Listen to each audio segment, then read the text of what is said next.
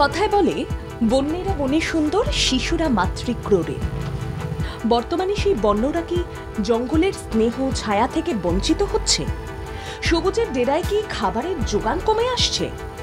এইসব প্রশ্ন বারবার উঠছে, কারণ লোকালয়ে বন্যপ্রাণীদের হানা উদ্বেগজনকভাবে বাড়ছে। ঝাড়গ্রাম, মেদিনীপুরের মতোই এবার আলিপুরদুয়ারেও হাতির হানায় আতঙ্ক ছড়িয়েছে। গত কয়েকদিন ধরে দেখা যাচ্ছে দক্ষিণবঙ্গের মতোই উত্তরবঙ্গের জঙ্গল থেকেও লোকালয়ে হাতির তাণ্ডব বেড়ে গেছে। আলিপুরদুয়ারের পূর্ব সাতালিতে দেখা যায় বক্সা ব্যাঘ্র প্রকল্পের জঙ্গল থেকে বুনো হাতি মানুষের বসত এলাকায় এসে তাণ্ডব চালায়, ক্ষতি করে একাধিক সুপারি গাছ ও কলা গাছ। খবর দেওয়া হয় হ্যামিল্টনগঞ্জ রেঞ্জ অফিসের বন আধিকারিকদের। কৃষকরা ফসল নষ্ট হওয়ায় ভীত হয়ে পড়ে। হাতির জন্য হাতি অত্যাচার করছে, তারপর তার জন্য বন্ধ করে দিয়েছি। চাষ করার পরে সুপারি চাষ করছিলাম, সুপারিও 2 বিঘা মতন শেষ করে দিয়েছে। এই চাচ্ছি ডিপার্টমেন্ট থেকে একটু সোলার লাইট ফেন্সিং করে দিলে ভালো হইতো।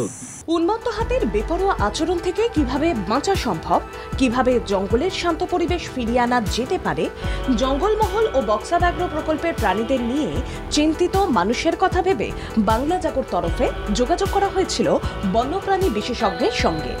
বন্যপ্রাণী বিশেষজ্ঞ জয়দীপ কুণ্ডু জানান, মানুষের আচরণে বদল আনতে হবে, জঙ্গলের স্বাভাবিক পরিবেশ বজায় রাখার প্রতি নজর দিতে বলেছেন তিনি।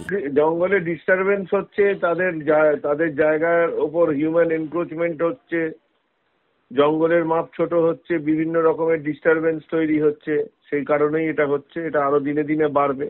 মানুষের মধ্যে সহনশীলতা না তৈরি হলে, মানুষের মধ্যে চেতনা, বুদ্ধি এগুলো যদি না বাড়ে বা মানুষ যদি না বুঝতে পারে, তাহলে এগুলো হবে। মানুষ যদি যত স্বার্থপরতা নিজের বাড়াবে, তত এই জিনিসগুলো বাড়বে।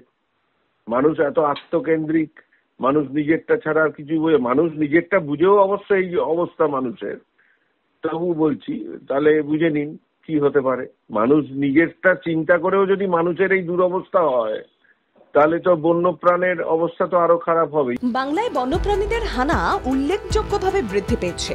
হাতির মতোই বাঘও ঢুকে পড়ছে লোকালয়ে, যার ফলে যেমন বিঘার পর বিঘা ফসল নষ্ট হচ্ছে, তেমনি ঘরবাড়ি, সম্পত্তি নষ্ট এবং প্রাণহানির ঘটনাও ঘটছে।